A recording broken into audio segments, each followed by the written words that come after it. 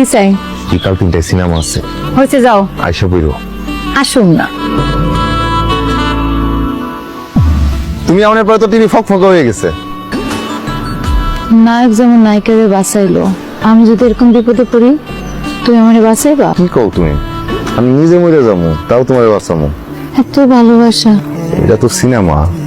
সিনেমায় যদি নায়ক নায়িকারা এত ভালোবাসে, বাস্তবে এই নায়ক নায়িকারা কতটুকু ভালোবাসবো বুঝো? রাইতে আয় করো, ভালো ভালো অনুষ্ঠান আছে। ওই তোরা খাইতে আয়। শিপন মেঘ বাড়িতে আসতে ইত্যাদি দেখাইবে, আমি একটু যাই, তুমি যাইবা? হ্যাঁ, তো একদিন যাবি, ঠিক আছে, তোর নিয়ে যাবো, সমস্যা নেই। আগে খাওয়া শেষ কর। যা, তাড়াতাড়ি আসবি, আইসা পড়তে বসবি। আর তুই পড়াশোনাটা ঠিক মতো করিস। এইবার যদি পরীক্ষায় খারাপ করস তাহলে তোর বিয়া দিয়ে দিবি।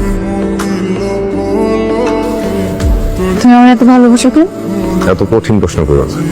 আমি বোকা শোকা মানুষ, এত কঠিন প্রশ্নের উত্তর জানি না। আমার মনে হয় তুমি সারান একটা অসল পয়সা। তুমি থাকলে আমার জীবনের দাম আছে, তুমি না থাকলে আমার জীবনের কোনো দাম নেই। এই কারণে তোমার আমার জীবনে লাগবে। আর একটা কথা, আরেকটা কথা কি?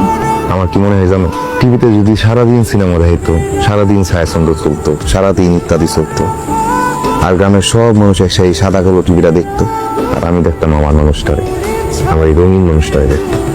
ডিগ্রিটা পাশ করে লই, এরপরে তোমার লাগে আমি প্রস্তাব পাঠাম। সিনেমা দেখতে দেখতে তুমি একটা সিনেমা হয়ে গেছো। কোত্থেকে পাও তুমি এসব কথা? আসমা, কই গেছিলা? তানিদের বাড়ি। একলা কেন? রাজুরি লই যেতা। তো কি হয়েছে, তুই তো গ্রাম তো। উঠো। সাইকেলে? কি হয়েছে?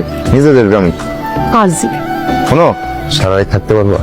মানে? আরে সিডি বাড়ানো, সারা রাত হিন্দি সিনেমা চলবো। আগে আনো, তারপর দেখা যাবো।